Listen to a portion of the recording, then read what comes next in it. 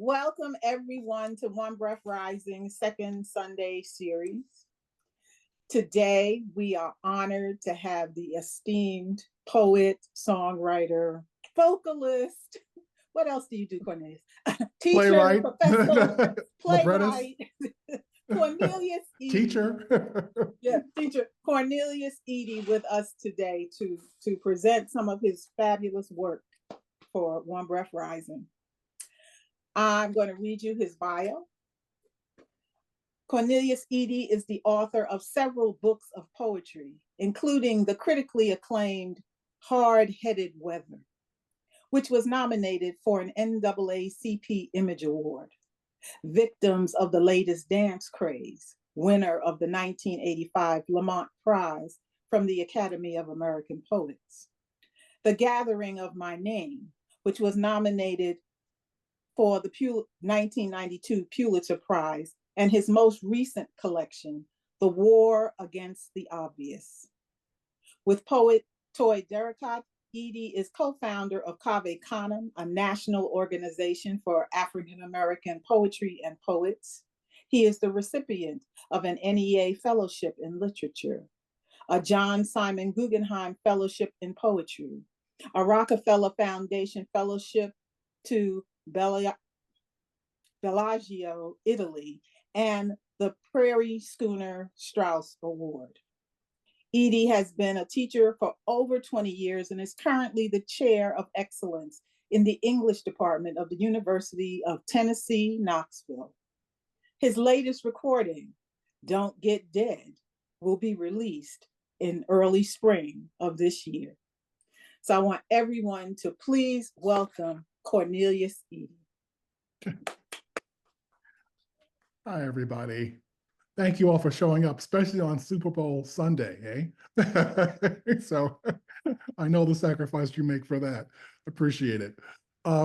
So I'm just going to read some poems, okay? And then I'm going to stop at 30 minutes, and then it's going to be hopefully, a Q&A. It's good to see people who I haven't seen for a while, here on the Zoom link.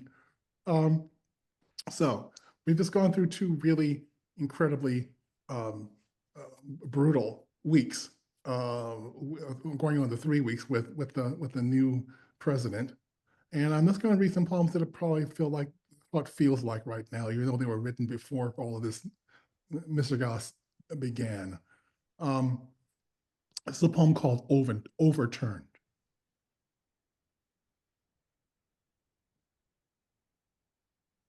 What did you hear that got you talking raw?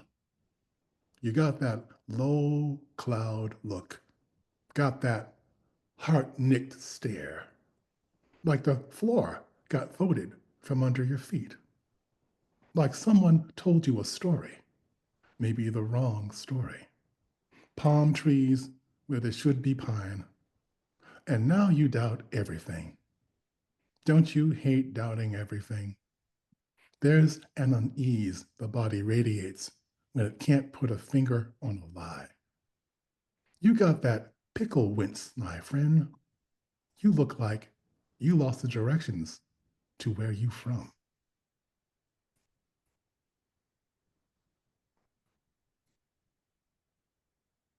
And this quotes Russ Limbaugh, who isn't around anymore, but his file remains. To the taxi brother playing Rush on his radio. This crush America has with rage, do you need to share it with me, brother? Is this a test of wills as we roll towards the airport?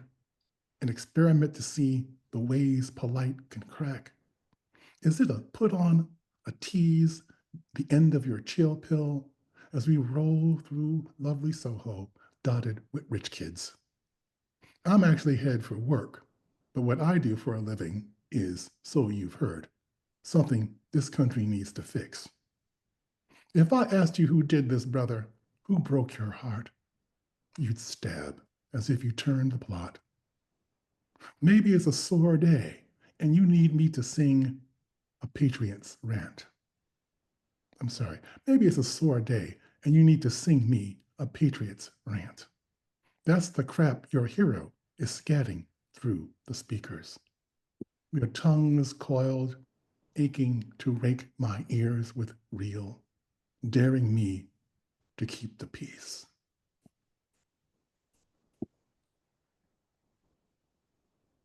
This is a phractic poem.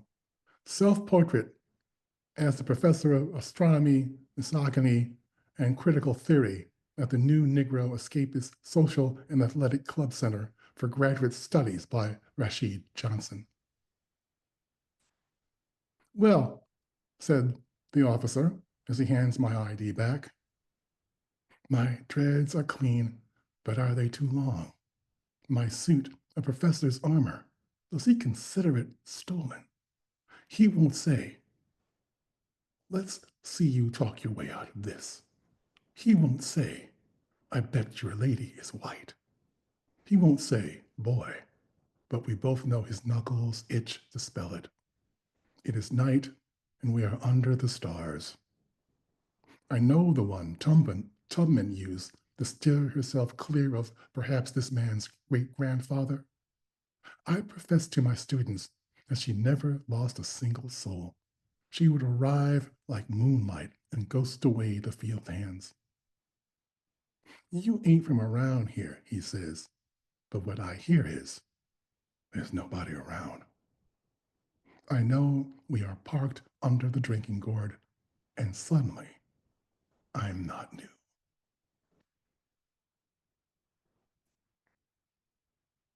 The Second Amendment. Driving out to Long Island, over the Williamsburg Bridge, I spot the young white men on the rooftop. There's a bottleneck as the ribbon of feeder lanes merge, and the boys on the roof laugh. One of them cradles a Mach rifle. Another cocks his thumb and forefinger into a pistol. The way of cowboys and Indians, the way of kids, wishes, whistling, aimed, and fired. The driver with the hijab, the driver with the dreads, the driver with the darkest skin, burst water balloon, hacked limb, fucked up puppet, cut free. The boys are not quite ready. This is not the day after the dress rehearsal, the day someone regrets putting on a bright hat, or zigs instead of zags, or wisely detours the parade or street fair, then wishes they could drive the afternoon back to its tame beginnings and choose again. This is the day we will ride spotless through their blank mercy.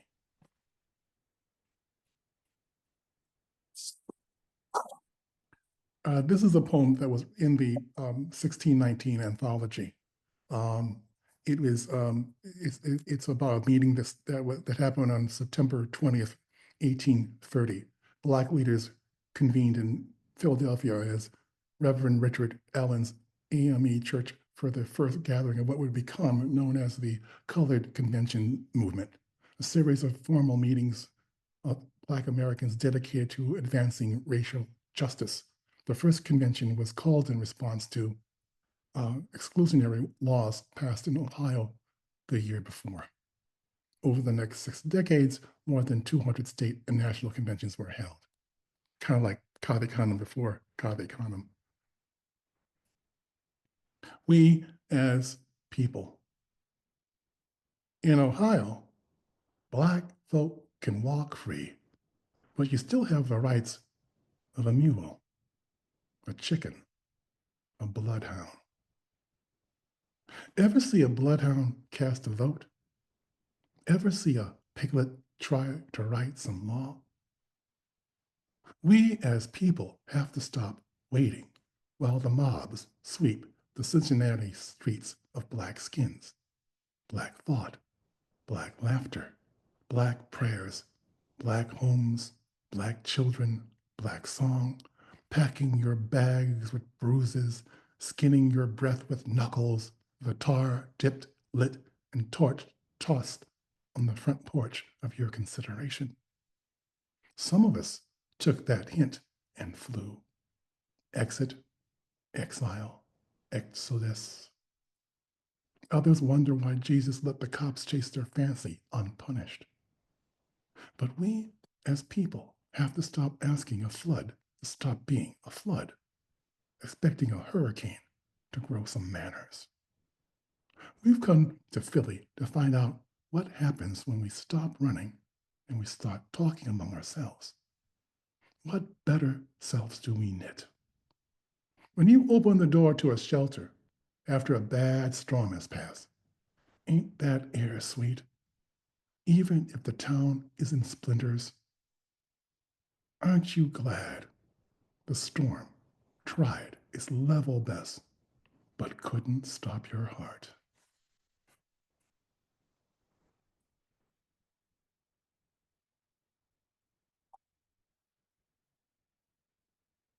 Well, I'm going to switch and I'm going to do two poetry cycles.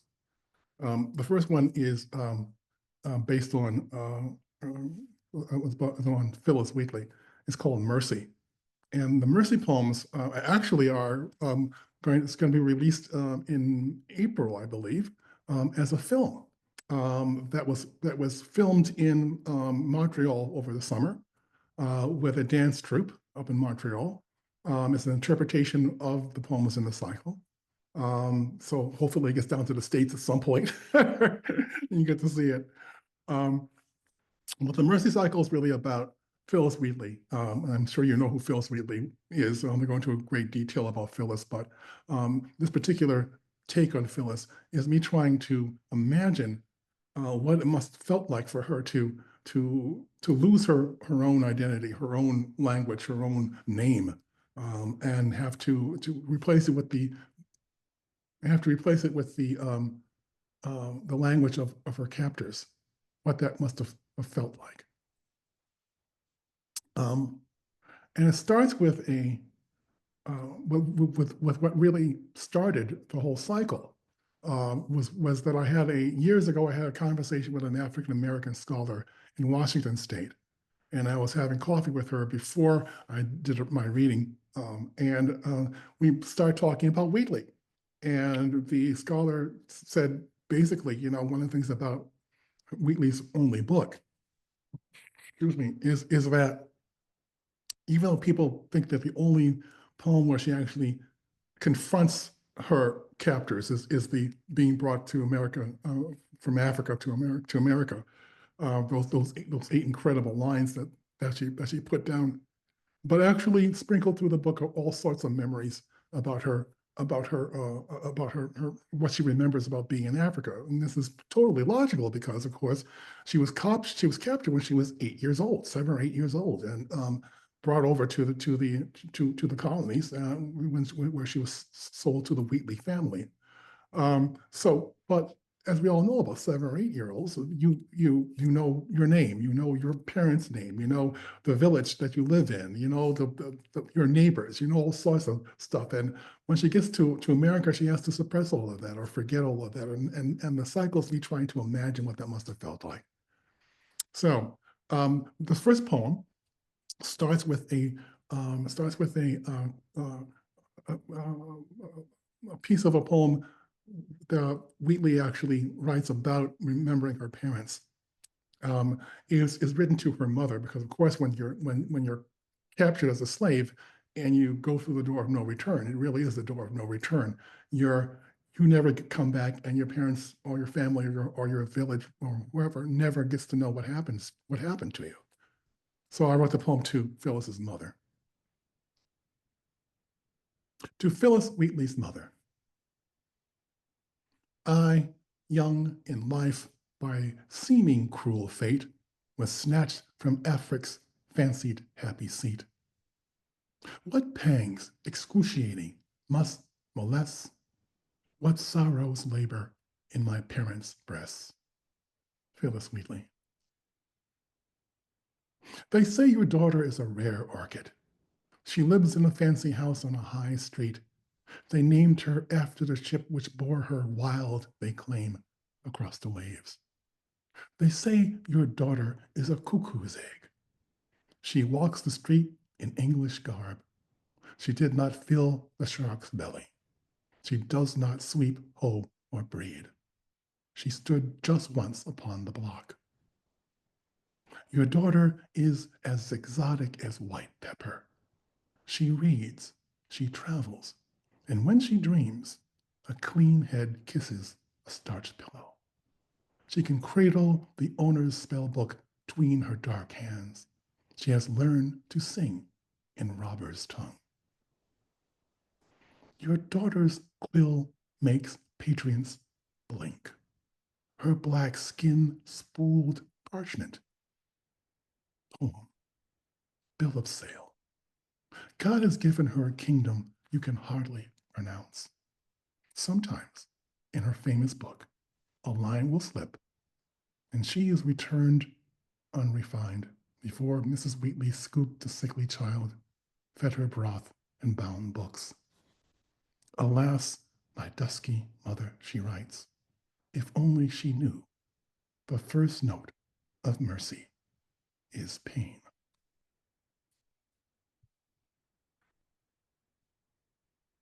Lexicon. The good Lord puts new sounds in the heathen's mouth. Holy is a word that burns the fingers as you cradle the book, a stern beard that plucks a child from her mother, a law that names you chattel then blesses your soul. Turn the page and read a story about the skin you wear and what that mark earns you. Say faith, a veil of questions you get to pull back perhaps with your last breath. Roll it on your tongue, sickly girl. And then there's mercy. When you stood, shivering, on the Boston block, draped only in a dirty carpet, you had no words for what came towards you out of the wronged air. How your mind would lick that word like butter once you found it. Benighted. In order to learn this word, the slave girl has to shake off her pagan tongue. She is ape to her owner's hearing. They are an alphabet, a cup of noise poured into her dark ear. Apples don't know they have a name, have a taste, crisp or tart, a way to describe how it feels when white teeth break the skin. The beagle never knows what their owners call his breed, only his master's whistle. The Bible will tell her there was a young, dark girl before she found mercy. Hoof, drum, and mud was her maiden name. The hatchling doesn't know what to call its egg tooth, while the first word of her new world is called Phyllis.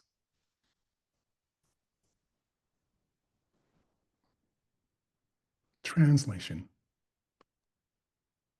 Come to this country a slave, and how should you sing?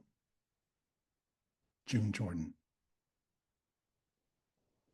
How do you say this in Senegalese? My mother is gone. I dream my father calls my name, but I cannot feel his arms. The ship is a crazy beast. These irons cut my legs, and the air reeks of shit and piss. I am sick and thinning from hunger. What happens to me in this strange place? What is the tongue of this hostile tribe? New birds, cold air, narrow streets, hard and uneven to walk, slop and thirst on the tongue. If you scream your name and no one listens, if you yell where you come from and people stare through you, are you a girl or a ghost? What did Phyllis tell the Wheatleys that first day with them? Clothes, they say. Broth, they sing. Soap and water to soothe whatever she babbles. This one's about Thomas Jefferson, and Thomas Jefferson very famously said about Wheatley after he read her book that Religion could produce a Phyllis Wheatley, but it could not make her a poet. God could not make her a poet. Thomas Jefferson said this, more or less, after he read the musings of the clever African Phyllis Wheatley, a sensation of both the colonies and England, a Black patriot, though a slave. Whatever a Black hand can build, he knew, could only be guided by a master's vision. Like the room of the mansion he probably wrote his opinion in. What Black mind could dream in these proportions and gather the slope of these Virginia hills so lovingly to his window? God could give her words, but the subtle turn, like giving a gull a sack of gold.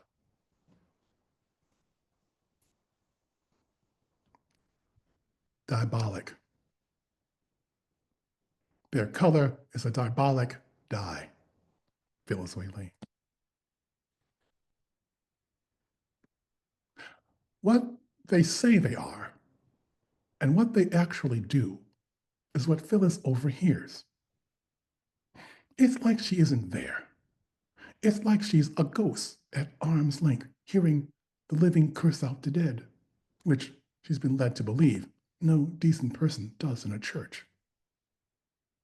How they say they love her and how they look at her is what Phyllis observes, like she's the hole in the pocket after the money rolls out.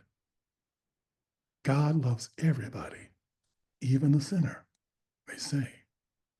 Even a mangy hound can rely on a scrap of meat scraped off the plate, they say.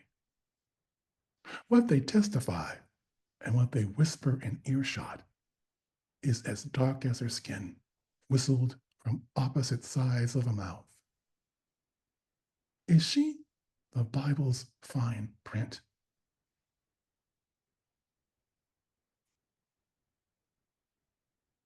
And this is the last one in the cycle. I'm still writing it, of course. There's a book that Skip Gates wrote called The Trial of Phyllis Wheatley, in which they actually got a group of people together to prove that Wheatley actually wrote her poems, that she wasn't a fraud or a beard. John Hancock was on the committee. And that was because, of course, the whole sense of Phyllis, just the newness of that, just couldn't compute on some level. Anyway, The Trial of Phyllis Wheatley. She claims she wrote a book, but here's what could have happened. In order to make a point, to move things along, a rich white man in pre-revolutionary Boston decides to raise some abolitionist sand by pretending to be a young Black female slave, burning with the good word, bristling with Alexander Pope. Maybe he owns a printing press. Maybe he's got some buddies to go along with the gag. Up and down the block fly the broadsides, between slugs of ale and church hymns, the panic of Black verse. An alternative could be all of the above plus a young Black female slave, bearded to the cause. Teach her to recite just enough. Petticoat her just enough. An indentured rebel. Written by Phyllis Wheatley, a slave owned by John Wheatley. Versed by Phyllis Wheatley, a teen Etholate of Africa. If a Negro can write a poem, why not a fish then? Why not a cloud with feet? What is your name? A long way from home, sir. What is your tongue? Poetry and the breath of the Lord. What is your accent? A patriot, sir. It will take a jury of proper white men to prove this true. John Hancock to swear in ink this we saw. The paper, the quill, her Black hand singing.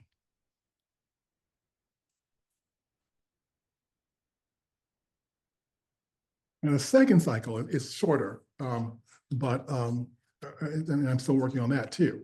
This is about the blues performer and writer and singer, Willie Dixon. And if you don't know Willie Dixon, you do know Willie Dixon, right? Because if you know Muddy Waters and any of these other guys, then well, you've heard Willie Dixon. If you heard Coochie Man, for example, you know. Everyone thinks it's Muddy who wrote the song, but actually Willie Dixon wrote the song. He was the house bassist and the musical director at Chess Records for a long, long time. If you listen to, any Chuck Berry records that were recorded at Chess, the bass player most likely was Willie Dixon. And so there's a lot we can say about him. But one of the things that I learned about Willie was that he was a conscientious objector to the Second World War. He went to jail rather than serve in the army because, of course, as for the same reason that Muhammad Ali did not go to the army for the Vietnam War, didn't want to fight for a country that didn't have anything to do with him, that wouldn't protect him, that wouldn't give him his full rights. So Willie goes to jail, and I was going to write, this whole thing started when I was going to write an anti-war poem using Willie as the hero of the poem, and I thought it was going to be a thing where he's playing the bass and he's saying "screw you" to the army, and so I started to research it. And as I started to research it, I found an article that was based on his autobiography, "I Am the Blues," and it blew my mind about what happened to Willie when he was a kid, before he got to Chicago, and how he actually got to Chicago. Is a saga in and of itself, and I'm still working on some of this. So I'm going to close with some of these poems. I'm calling it the Ballad of Willie Dixon.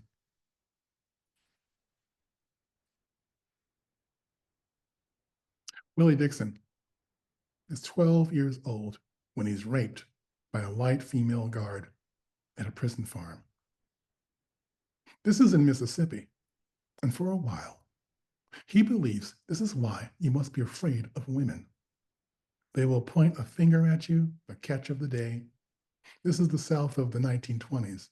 And if you're caught, as Willie was caught, for doing what doesn't matter, you will be led, pulled to a shed. I want that nigger as your name. And she is a foul feast where she lays your head, your tongue, which cannot ask for anything, even air, this table of hair you cannot refuse. For as long as this takes, she owns your mouth, your lips. This is your work for the day, something, it seems, only a black boy can do. Convenience. Willie Dixon was 13 years old when he and his buddy, Shadrick, landed at Allen Farm. They tried to hobo out of Mississippi. Mississippi didn't want them, but didn't want them to go. Caught them as they were changing trains. Judge gave them 60 days on a work farm. How does that sound? When they got to the gate, they got plucked like two dumb hens. How does that sound? Hey, Willie, how does your leg like them irons on your ankle? Hey, Shadrick, don't you wish something had changed your mind? How does that sound? Took them to a shack, tar roof and chicken wire, slept on a shit-blessed floor. And when that evil sun come up, Cotton's waiting to bleed their baby fingers. Cotton's gonna salt their nappy heads. How does that sound? They thought they were headed for Chicago, but Mississippi said, your mama can't help you. Your daddy's in a camp down the road. And that sound you hear, the way we let the old cons sing after work, that shit they growl to the rhythm of their chains, that's the trick of living at our convenience. 60 days. An old convict caught young Willie Dixon counting down his 60-day sentence on Allen Farm in Mississippi. Man, how he laughed. Dixon, he said, the fields ain't picked, and after that, they'll get you to drain the swamp, and after that, there's a pick and shovel waiting to marry your ass. And after that, till your heart stalls, till your brain goofs, till your breath tatters, till your dick forgets women, till the day you forget how to address the captain, till your foot pisses off a cottonmouth, till your days shrivel, then the cooling board, when the glory gates, and a fresh man in your bunk. Black Annie. Shedrick and me, Willie Dixon, Captain made us bury this old black guy. Guy used to be a preacher, because I saw the guards beat him to death over what? On Allen Farm, everybody knows they don't need no reason. What you looking at, boy? Said the captain, and I knew I was cooked, because he was swinging Black Annie. Black Annie, that whip that whooped down so many of us, that thick leather strap, glass and bottle caps sprinkled in to kiss us good, as if his fists weren't enough. Now was my time. Wished I lived in a world where I could strike back.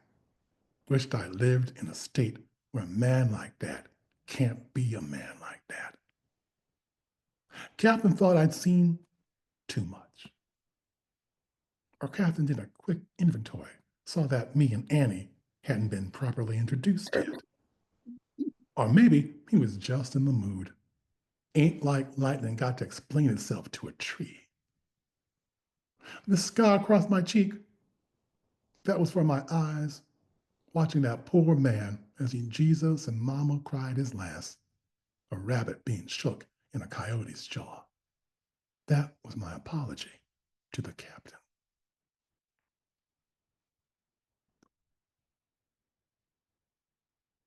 The mule. Willie Dixon left Allen President Farm on a mule. He was hauling water when he decided to stop hauling water. Willie Dixon saw no one was studying that mule. Sometimes luck gives you a ride instead of a kick. Took that mule down the road. Don't know how long till they missed the mule. Don't know how long till they missed the man. This took care of a few things weighing on Willie's mind, like, was he going to make 14 years old? Like, was he ever going to live to see Chicago, which he knew was a level-eyed city? Must have been hip to ride away from the fine print of being a Negro in Mississippi. Must have felt wild to travel a bit on the back of things going your way. Black old woman told Willie, if you stick to the trees, the captain and his men can't be satisfied. Willie stuck to the trees. And the blues? The blues gave Willie the strength to tug a stubborn mule across the Yazoo River. And the blues? The blues set his plate with raw potatoes and crawfish for a week. Willie rode those leaving blues from the back of the mule to a hobo boxcar outside Memphis. When he hit Chicago, he wasn't losing. Thank you. Thank you, Cornelius. That was really wonderful. I'm going to conduct a Q&A session here, and everyone is invited if they have a question for Cornelius to ask it. You can come off of mute for this part of the conversation. Cornelius, I have several questions.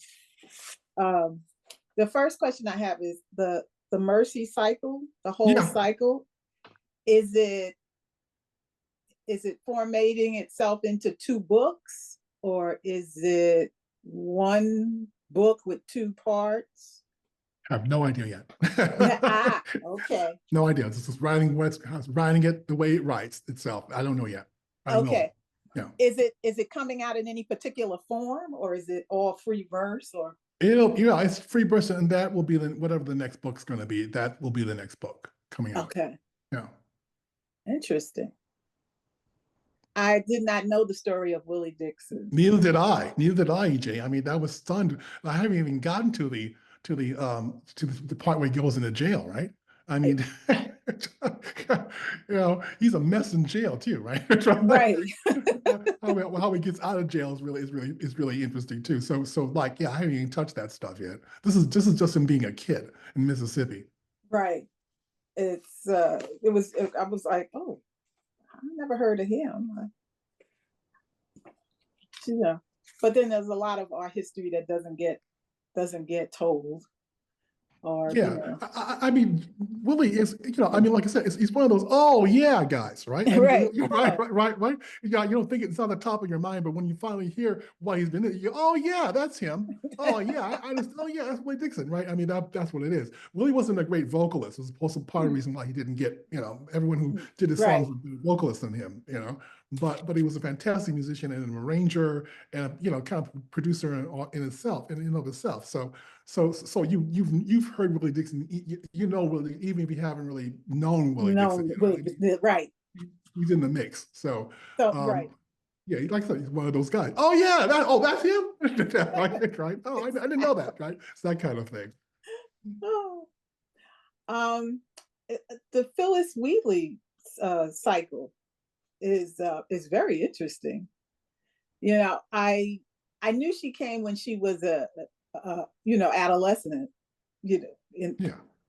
but it never, I guess, because we don't really think about it, I never think about, oh, she was old enough to remember where she came from. Of course she was. 7, 8-year-old knows all of that stuff. She was old enough to keep that memory of her parents and her life before then, before America. Yeah, but it was a story that nobody wanted to hear. So what do you want, right? Right. And she's surviving, right? She's surviving and thriving, obviously, because she has been taught to read and write. Yeah, and she was, she was a bit of a savant. I mean, June Jordan says she was a genius, and I kind of don't, just disagree with that. It's, I mean, she actually when she came over, she was 7 or 8 years old. She's writing poetry by the time she's 11, or 12, right? She's learned to read and write, and then she's writing poetry, and she's getting published when she's in her teens, right? Starts to get published when she's in her teens. So it's really remarkable when you think about that, right? Yeah. You plop us someplace in a country where we don't know the language, and suddenly in a few years we're writing poetry, right? Right? Yeah. She was exceptional in so many ways.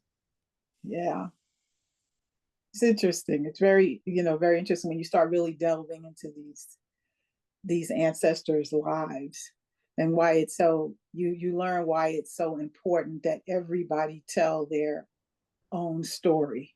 Yeah. You find some way to keep your story alive through generations after you, so people can learn from it. Yeah. The line you had, what is this crush America has with rage? That line really jumped out at me, especially in the times that we are in. It's like those first poems that you read are, you're uncovering the rage that was buried in shallow graves in the 60s. Yeah. And that's also what I think we're going through, this sort of deconstruction of the 60s, right? From all the stuff that we're not realizing just how resentful, how much of that really stuck in the craw of this country, right? And again, the irony of it, of course, is that this is really before the election. And maybe this is years before I'm actually getting on the plane to fly off to school, right? And I happen to get this African American taxi driver who's just totally conservative, and he's just listening to it, and I'm like, oh my God, is this like a joke? Is this like he's trying is he trying to So I was really stunned by that, but it was also that idea that it's like, whatever it was, what was it that made him that angry, right? I mean, that turns into Latinos for Trump, and that turns into Black men for Trump, and all this kind of stuff. But it's that idea of this rage, right? That something gets that as if somehow we've all been cheating people, right, by our existence, right? but there it was, and I was trying to figure out what is that? What is this crush people have on rage, right, in America, as if it's our birthright to be pissed off, right, at each other over God knows, take your pick, right. That really manifests itself right now in what we've been going through the last 3 weeks with the new administration, right? Mm-hmm. Well, But I always look and say America was born in rage. yeah. It was born in rage. That, um, so since we got into this topic, what do you believe is the job of the artist, be you writer, photographer, visual artist, painter, whatever? What do you see the role of the artist is in this beginning of the 21st century? Survive, produce, and don't get sucked under. Mm.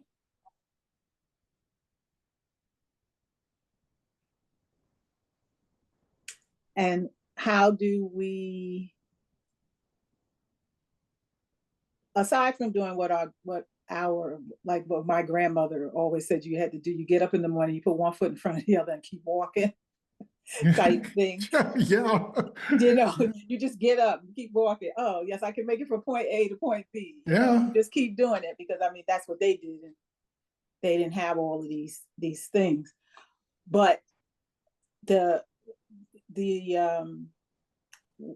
how do we impart that knowledge to the generations that will come after us? Well, it's what we're doing right now. I mean, this is part of what we're doing right now. This thing on Zoom is right. It's part of that idea. We're communicating with each other. We're keeping each other's noses above water, right? The rising water of that's going on there, and we're reassuring ourselves that we're not. Number one, that you're not alone. You're not the only person out there, right? It's not just you're just simply just not going to be you're not simply an observer watching this horrible tidal wave hit, right? Right. And those things are really great. I mean, yes, our parents and our grandparents and our great grandparents, basically had to find ways of keeping going. Like, yeah, some days it is just one foot in front of the other. It really is, and I think we're going to go through that too, right? Just being able to do this. But we know that there's value to what we're doing. That even if it isn't something like what was it? I read something online a couple of days ago about an AIDS activist that was talking about what it was like being in the middle of the AIDS crisis. Right? Yeah. Yeah. Right. And he said that what happened, they would do what they do. They do the protest and everything, and then they go dancing at night. And the reason they realized that the dancing was the point. Right. Right. And while they were in the middle of it, they really felt they weren't going to win. That this was hopeless, right? They weren't going to get on top of this. It was just going to take them, and they did it anyway, right? Mm-hmm. And I think it's pretty much like that. It feels that way to me too, right? Yeah, we're going to dance. We're going to dance anyway, right? Right. And it's a survival tactic as well. Joy is a survival tactic, right? It keeps the battery charged. It keeps you from totally despairing. You're not by yourself. There's other people pulling it, and it may not be a tidal wave, but it's something that's going to be found, right? Mm-hmm. You leave your trail of breadcrumbs, so that when the question comes up, I mean, I'm always going to be optimistic, right? Regardless of what is in front of me. I always think at some point we're going to figure out a way of neutralizing this or moving on this or figure out a way of getting around it. I mean, as we usually do, as Black folk usually do, right? Right? We figure out some way of doing it, right? But even if that doesn't happen, there's going to be some place where you can say, that what were the poets doing while this was going on, right? What were the artists doing while this was going on, right? What were they doing? And it's not useless work. I don't think you can't fool yourself in thinking this is this isolation and nobody cares, right? Because it's really important. It may not be like it's a big stone in the pond that upsets everything and upturns everything, but it is really important to me, I think that we do this and keep this rolling. It's very important to continue to do what we do. It's not pointless. It's not something that is pointless to do. I don't believe that. No, I mean, as an artist, I find that what we tend to do as artists is that we're using the culture as a form of resistance. Yeah. We're always using our culture as a form of resistance. That's a better way of putting it, EJ. I totally agree with that. That's what I was trying to get at. Yeah. Does anybody out there want to ask a question? Yeah. Monique, take yourself off mute. Yeah, so I just came from the Alvin Ailey Edges exhibition. I don't know if you had a chance to see that, but it was very inspiring to me because he had everybody they had everybody up in there from Jacob Lawrence to Langston Hughes to Mary Lou Wood. I mean, every Duke Ellington as his influences, and they had all of the spheres that had influenced him in terms of, and then they had his handwritten notes Oh, of nice. from, because for me that's very inspiring, from his handwritten notes from like, okay, I'm thinking about the revelations, and this is how I'm going, part 1, part 2, part 3. And he was doing that in a time when we were not legal, in quotes.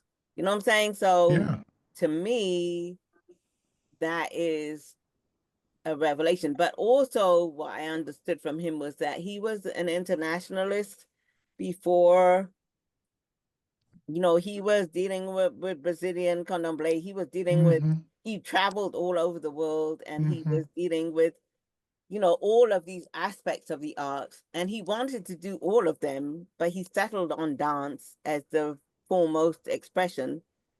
And so it was very inspiring to me. But I want to ask you about that, because I don't find that our connection between the artists who are coming before and the artists who are going along, I'm not finding that is so, there's not so much connectedness there.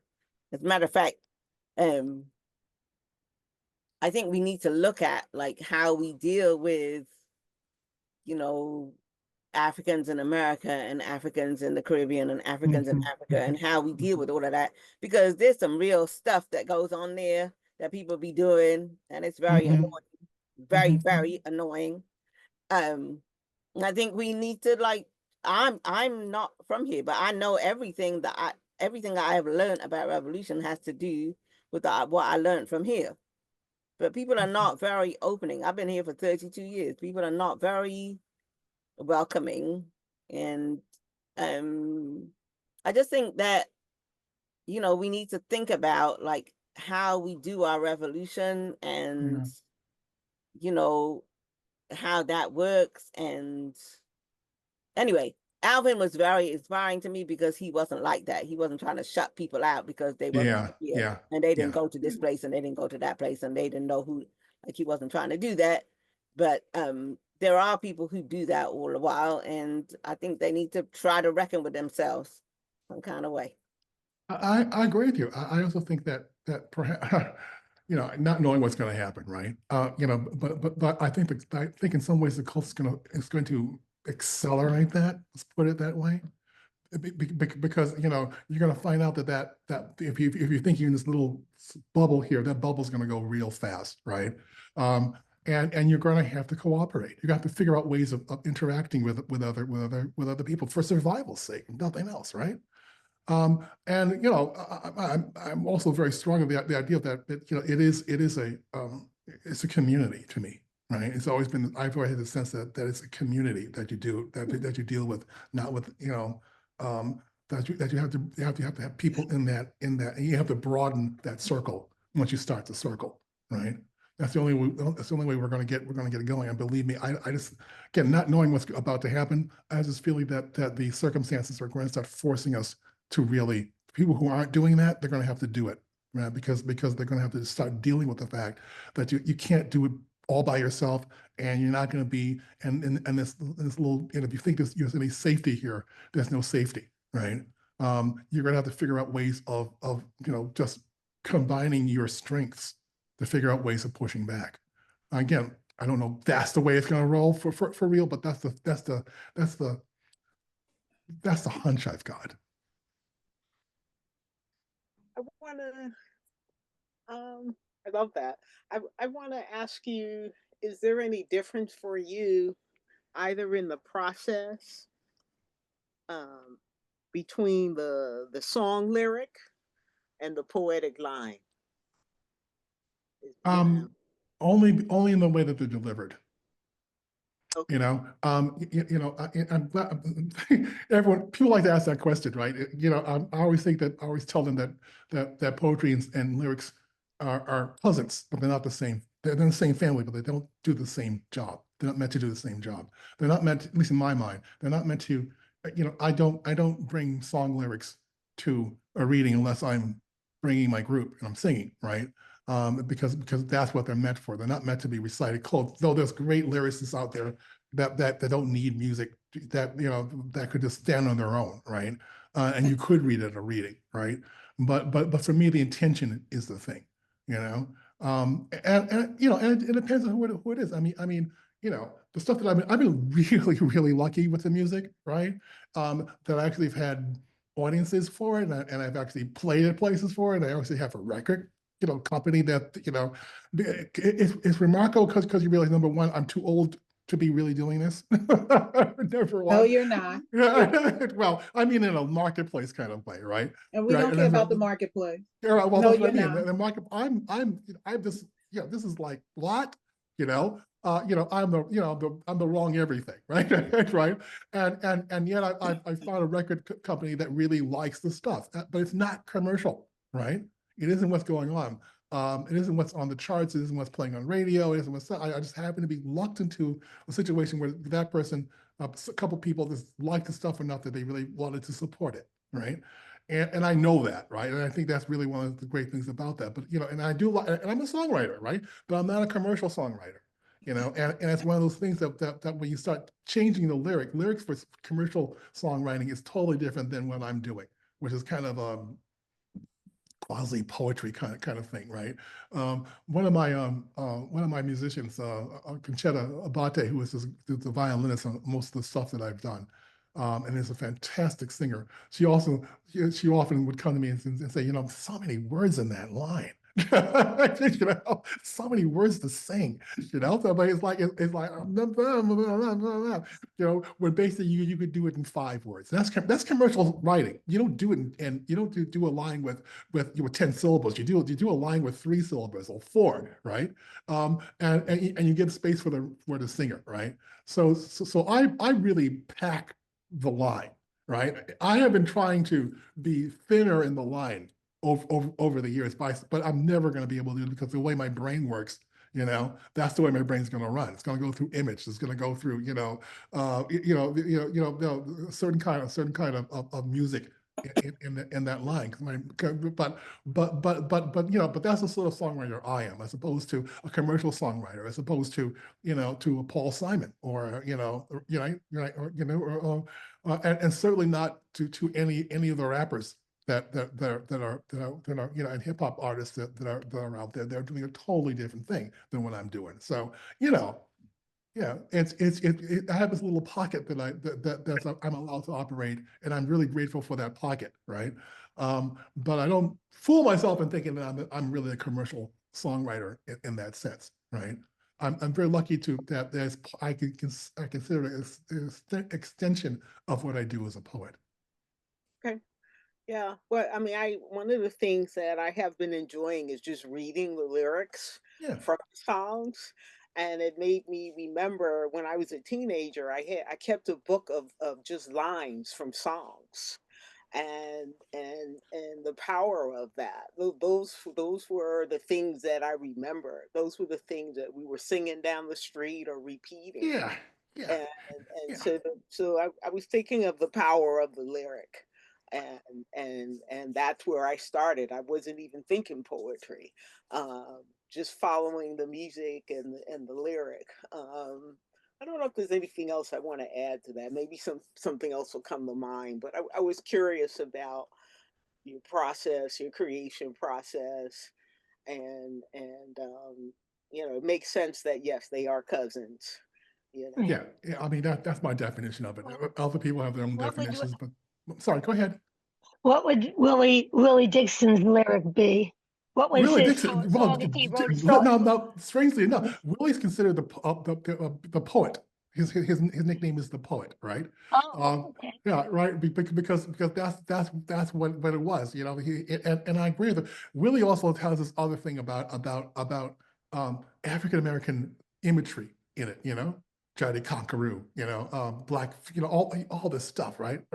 You know, Mojo, Johnny Conqueroo, all this other stuff. Those are African stuff, right? That he integrates into those lyrics. So when you're saying that, right, and all the side about mythology, right? On the seventh hour of the seventh day, on the seventh month, the seven doctors say. Right? He's born for good luck, and that you'll see. I got $700. Don't you mess with me. I mean, you know, I mean, that's Willie Dixon. That's a Willie Dixon line, right? So, yeah, but he's also bringing this idea of you know, mythology, of luck, of spirits, of all this sort of stuff. So he integrates all of that in. And to go back to what you were saying, Jackie, and that's the street. Right, that's the stuff that he heard on the street. That's the stuff he got living in those neighborhoods. Right. I have a poem that I didn't read, where he's talking about this guy who and where does he start to get it from?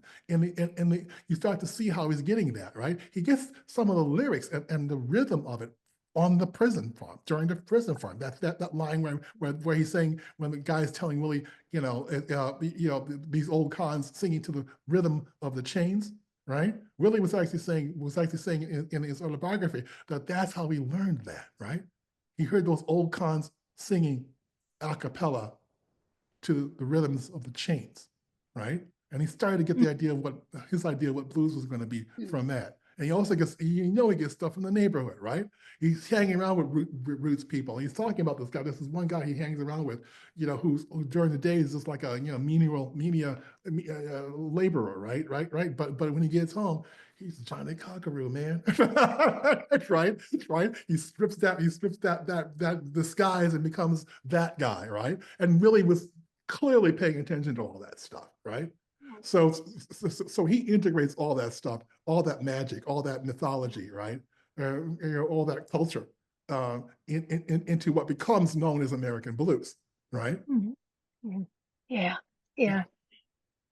I could imagine Phyllis Wheatley in remembering where she came from, possibly knowing that she came from the Djeli tradition, where the griot, maybe her family were griots, or Djeli, as they say in Mali and in Senegal, they pass on for generations the stories and the poetry. Yeah. And they memorize it and they pass it on to the next generation. Yeah. And I can imagine, you know, being that 8-year-old, as you so brilliantly make her come alive with another part of her that people don't even talk about, you know. Well, yeah, and but here she is, reaching back to an understanding that she could tell a story, that she knew how to tell stories. Yeah, and you know, and what she knew but couldn't tell, or you know, or gets buried with her. You don't know. I mean, I just found out recently that you know, I know my DNA, part of my DNA goes to Sierra Leone, so my mother's side of the family comes from. But it wasn't until I went to Charleston, North Carolina, to visit friends over the holidays. I went to the African American Museum there. They have a great one. It's not the same as the one in DC, but it's pretty damn good. And I went there and they have this genealogy kind of thing. And I didn't realize that a lot of Geechees come from Sierra Leone, right? So I actually might be Geechee, right? A little bit, right? So you know, and that had never crossed my mind until I got to the museum, right? right? Oh my God, I might be a little geeky because that's where they was talking about Sierra Leone and these different areas, and that's where this part of my DNA probably comes from there, right? So it's like stuff you don't know, but you're carrying, right? And with Phyllis, it's like, yeah, she knew stuff, but she couldn't tell it, and who would be listening anyway, right? Right? Who do you tell it to, right? Yeah. All right, Cornelius, I'm 100% cheap. You might be my cousin. Might be, Jackie. Who knows? I mean, I don't know. We could be. But yes, in America, we claim everything. That's right. Hi, Cornelius. And Matt has a question. Okay. Jacqueline.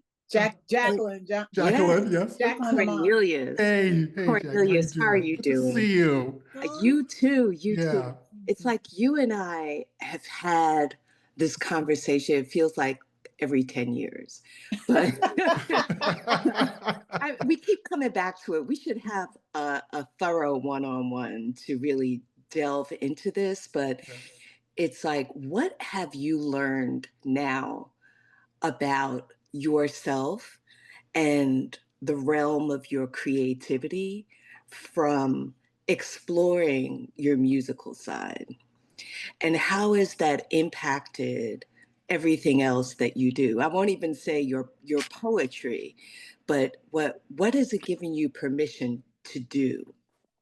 Oh, well, that's really cool, because I've been doing, you're right, I've been thinking about that too, because really it's closing on to 15 years, and I've been doing this, like the way I've been doing it, right? I mean, I've always been writing songs when I was a teenager, and long story about that, but this last cycle of it, right? Starting with the people that became Rough Magic and now the trio, that's almost been 15 years. I looked around before I did my birthday party a couple of weeks last month, and I suddenly realized, I've been playing with Charlie Rao and Conchetta for almost 15 years, right?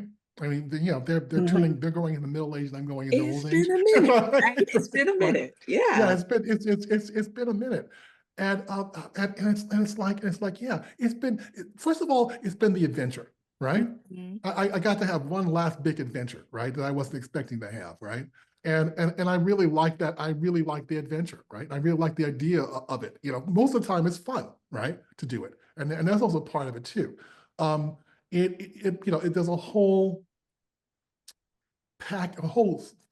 sort of area that I sort of like gazed out, sort of skated on top of, but never really delved into. And the last 15 years has exactly been that, right? Just being able to, again, I guess I said before, I just feel very fortunate that I was able to scratch that itch, right?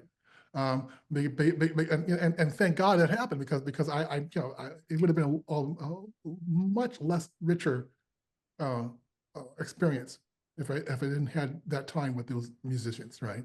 That being able to figure out how to channel that stuff channeling into a song and performance, as opposed to channeling into reading performance, right? And accumulating what becomes a body of work. I mean, they are re-releasing the Don't Get Dead sessions as a limited, a limited LP, final LP. Look at that. I know, which is, I guess there's nothing on the charts here. There's nothing here, but they're basically releasing this project that they really like, right? And it really is, and I like the journey I've had with these people. It's just been fun, living with them in a way, right? Working with them for so long, getting to know their personalities, getting to know their playing. It really tightened around COVID, right? When we really had to make it, a decision had to be made at a certain point, whether we were going to keep going. Trying to figure out a way to keep going, or just to simply say, well, have a nice life. Hope the virus doesn't get you. And we decided to keep going, but keeping going was one of those things where basically we had to relearn stuff, right? Charlie and Lisa, who were the main players on the Don't Get Dead project, had to basically learn how to produce records, right? How to do recording. Charlie actually now has a side gig as a music producer and a session musician, right? That comes out of the Don't Get Dead project because it was necessity, right? We're doing this out of necessity. So being able to be able to chronicle that, you know, the Don't Get Dead project. It was also a lifeline. It was one of those things that basically kept us like we're doing right now, right? Right? You know, the difference being that instead of Trump, it was the virus, and at that moment, in the deep of it, you know, from March to April of 2020, when it really didn't seem like much was going to happen, right? That we were pretty much screwed, you know, as a culture. You know, we were just doing this to keep our heads above water, right? Just keep our noses above water, just to reassure each other that there was something going on other than death, right? And that really bonded us in a lot of ways too. And we were already tight, but we got even tighter because of that, right? And I just like that we had that, right? And there's another channel that I use, right? That I really like, right? And again, the songs are real. When I really hit a good one, I really think, oh, you know, that's not bad. That's not bad. There's a body of work now. There's really a body of work that goes all the way back to the Rough Magic stuff, and just keeps going. My guess is that the record company is actually going to let me do another record, right? And I've already recorded a lot of that material for the next project, you know. And we still play live. Like I said, we played for my birthday. There was going to be a couple of other gigs coming up during the year, where we just get together and just play, and that kind of maybe family, right? That I wasn't expecting to have this late in my career, was really been a really great gift.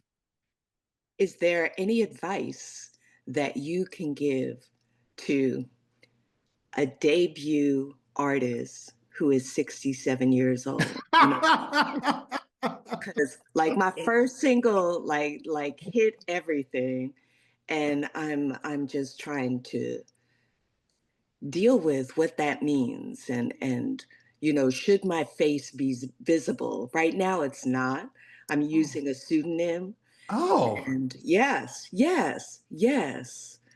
So took your advice, went ahead, did the thing, and it's yielding some things for me.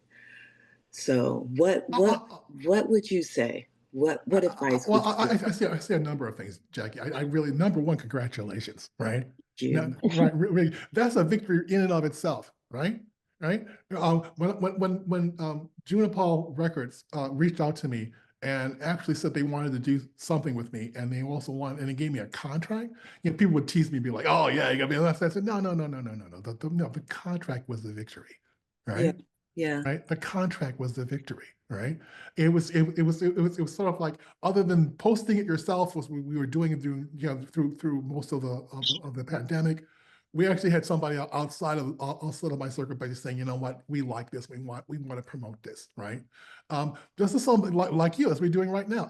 And you know what? I also think, right, I'm 71 now. I just turned 71. You're 67. I want people like us to be out there, even if it doesn't top the charts, even if it doesn't, just to simply say, you know what, yeah, we did that. We did you know what, yeah, just here we are, and I'm just, it's just that, it's just like the idea of thinking that age can be the difference between being a good songwriter or not is nonsense, right? It comes down to the song, right? It comes down to the production, comes down to the singer. I mean, I'm not that great of a singer. I have what I call songwriter voice, right? Right. But it's enough to carry the song, right? And as well as also how I know the songs are good. Sometimes I get other people like Conchetta sing it, and I that's a good song, right? And it's that means that somebody who didn't write the song who could do a delivery can sell the song, right? That means that the song is okay. I just heard Oh, Alison Krauss just did I saw something on YouTube a couple of days ago where she covers The Boxer by Paul Simon, and Jerry Douglas, this great dobro player, and some other people are on it. Sean Colvin is all on vocals. It is gorgeous. It is what they call chicken skin music. You get goosebumps listening to it. But listening to it was sort of like, yeah, because the song is good, right? Yeah. Because the song is constructed, the song is good. That people who have nothing to do with Paul Simon, really, right? Right? Could take that song and countrify it in such a way that you just sort of go, wow, right? So if you've got a song that's really so good that actually got recorded and it's out there in the world, right? It's like, could I know, Jack? Number one, Jackie's a better musician than I am. She's a way better singer than I am. so this track is going to be cool, right? I've heard some of her stuff, and believe me, she is, she doesn't play, right? So for me, it's kind of like if I'm getting this and I'm at the level I'm at, and you're going to get more at the level you're at, right? You ought to get more, and even if you don't get more, you still won, huh? I feel like I did, just trying, just making the effort. Yes. Well, I have one thing to say about all of that was, one, Cornelius and Jackie, you do not stop being you. So the music is a part of who you are, just as the writing is a part of who you are. And if you think about it, Faye Victor said this, and it was so true what I thought about it. She says every letter of our alphabet is a sound. Yeah. Every letter of our alphabet is a sound, and it's how we put those sounds together to make words.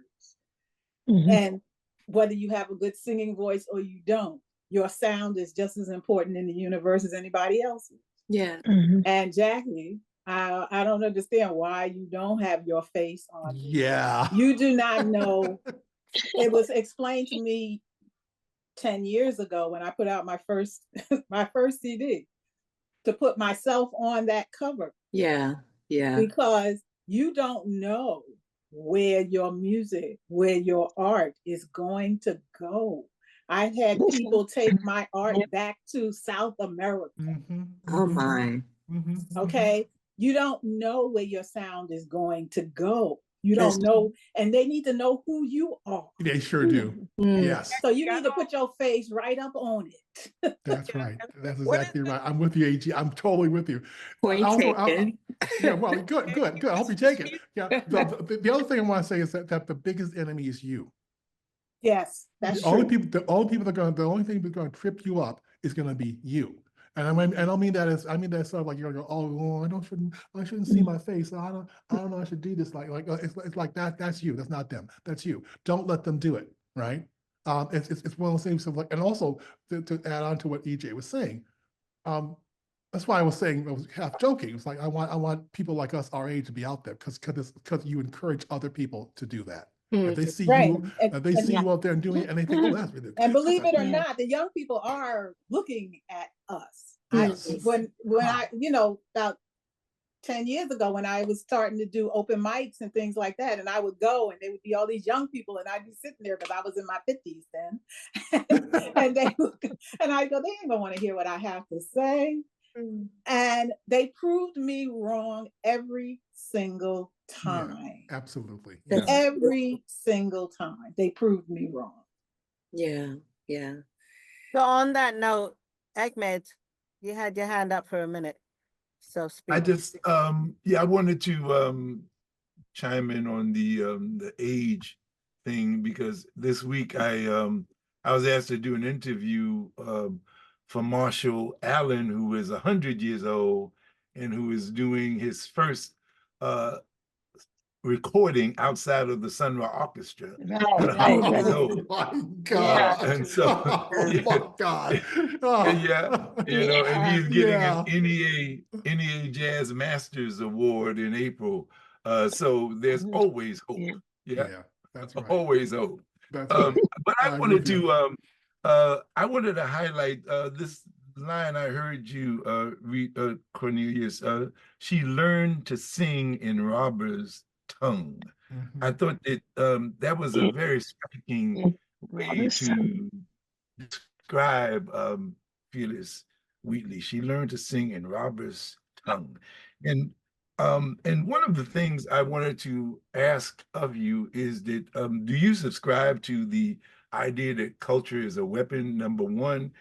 And I would probably assume that in the affirmative, but I'm also curious to about your process from becoming an individual artist on the level that you are to then understanding the need for collectivity and forming collective organizations. And could you just speak to that process? Because I think it's so important.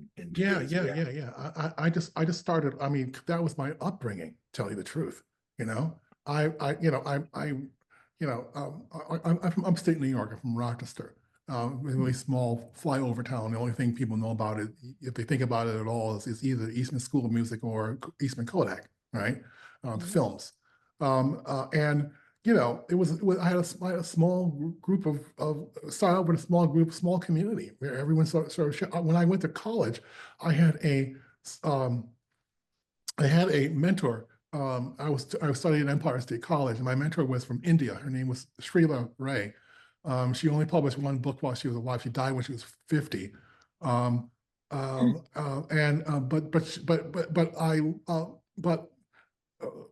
Being her student was really instructive to me because she was an internationalist. It wasn't just you walk into her house and you knew stuff that was going on all around, right? It wasn't just a local thing, right? When poets came in to read in Rochester, they almost inevitably came over to Srila's house. I lived there for a bit. My wife and I's first apartment was in their basement. And while we were there, the intellectual, the idea of sitting at a table and talking and arguing and figuring things out and figuring out ideas or figuring out how to support your position, right? Whatever that was at that moment was really tantamount at that dinner table. And I tell people all the time that one thread of the DNA of Cave Canem was at that dinner table, right? Right. The idea was the idea that you're not by yourself. You're not, you are part of a larger fabric, right? Your voice contributes to that larger fabric. And I got that from Srila, right? And I carry that forward, right? I mean, that was just basically it. I'm always feeling that the idea of the collective is really, really, really important and powerful. What's the proverb? If you want to run fast, run alone. If you want to go far, go with others. I'm paraphrasing it now, but that's been pretty much the philosophy that I've had with this. You're never by yourself, you're part of a whole. I mean, what's that line in my poem? I'm a brick in a house being built around your house, right? I mean, that comes from sort of springs from my teenage years in Rochester, right? And learning that what is a Black poet, right? What is your relationship to your community, right? Right? What does your art contribute? And I agree with you. It's a weapon. It's a defense mode. It's a tool to persuade, right? And actively change, right? I mean, I'm of the mind that, and again, not all people agree with this, but I'm on the mind that all Black writing is political, regardless of where you think you are on the political spectrum. Because it happens in this country, right? You can tell yourself I don't have anything to do with that stuff, or I ain't gonna do the same. I ain't do. You can get fine. But if you're living in this country, it's political, and eventually you might find you cross a line that you didn't know was there. And you have to deal with the fact that that's where you are in this culture, and that voice. Whatever you've got sometimes can be something that people don't want to hear, right? For whatever reason. It saddens me that sometimes people forget that it's kind of like the weekend, right? It's kind of like you forget that you have a weekend because workers struck for a weekend, right? Right. You sometimes forget that all the stuff that they're trying to tear down now, the DEI, the African studies, you throw it into whatever fill in the blank there, is because people agitated for that. They rallied for that. They got in people's hair. They got into people's faces. They wouldn't sit back and simply say, "Oh, well, this is the way it's supposed to be. The status quo. We can't stop me." Basically, to screw that, right? And you know, but it's not just it's the idea of having a way of looking at the world, right? That wasn't this isolated little sliver of things. You're part of a larger tapestry, I think, you know, and you have to know, the more you know about it, the more you know how those pieces work, the better off you are. And the better off we are as a culture. I mean, that's just my own opinion of it. I think we're, Ahmed, do you have another question? Or? No, thank you. That okay. That was right on.